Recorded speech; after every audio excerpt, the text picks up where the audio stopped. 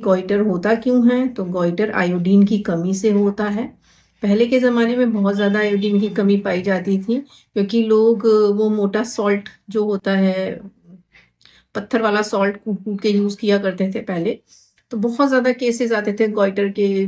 तो गवर्नमेंट ने इस पे काफ़ी रिसर्च करने के बाद ये पाया था कि आयोडीन की कमी से ये होता है। उसके बाद ये बहुत ही ज़्यादा कंपल्सरी कर दिया गया था कि जितने भी नमक बनते हैं वो आयोडाइड नमक बनाए जाएँ, आयोडाइज़ फ़ोर्टिफ़ाइड हो और वो हर घर में इस्तेमाल किया जाए, जिससे कि आयोडीन की डेफ़िशिएंसी ना हो और गॉइटर की प्रॉब्लम से छुटकारा पाया जाए। और स्पेशली बच्चों में अगर आयोडीन की कमी हो जाती है तो उनके ब्रेन पे, उनके कंसंट्रेशन पे और उनकी डेवलपमेंट पे, ग्रोथ पे इफ़ेक्ट आता है। साथ में मेटाबॉलिज़्म भी डिस्टर्ब है और हेल्थ के प्रति कॉन्शियस होना भी ज़रूरी है।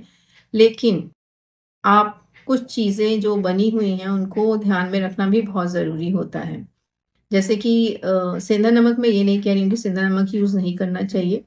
कुछ चीज़ों में करना चाहिए, सैलेड में आप यूज़ कर लो, या जिनको बहुत ज़्यादा शुगर बीपी का प्रॉब्लम होता है वो लोग यूज़ कर सकते हैं।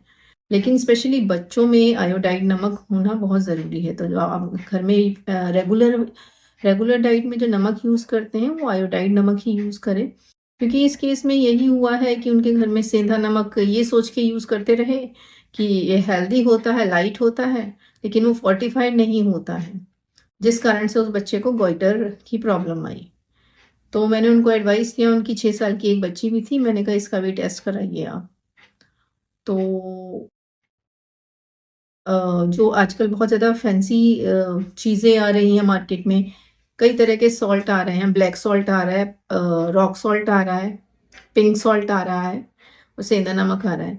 तो ये आप यूज़ करिए, लेकिन लिटिल बिट क्वांटिटी में, और रेगुलर यूज़ में आयोडाइड नमक ज़रूर यूज़ करें।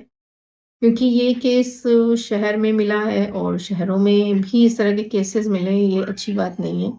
तो आप अपने बच्चों का ध्यान रखें, और अगर ऐसे केसेस आते हैं, अगर आपके बच्चे के यहाँ पे दर्द हो या कोई भी ऐसी दिक्कत आती है, तो आप एक बार इन्वेस्टिगेशन ज़रूर कराएं। किसी भी चीज़ को लाइटली ना लें।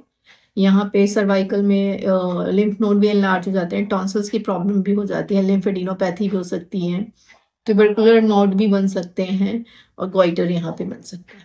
तो ये सारी, अगर कोई भी इस तरह की कंडीशन आती है तो आप डॉक्टर की सलाह ज़रूर लें और टेस्ट ज़रूर कराएं अपने बच्चों का। और स्पेशली मैं यही बोलूँगी कि नमक को आप इतना लाइटली ना लें, हेल्थ कॉन्शियस बने, लेकिन साइंटिफिक रीज़न भी कुछ चीज़ों के होते हैं, उनको जाने बहुत ज़रूरी है। और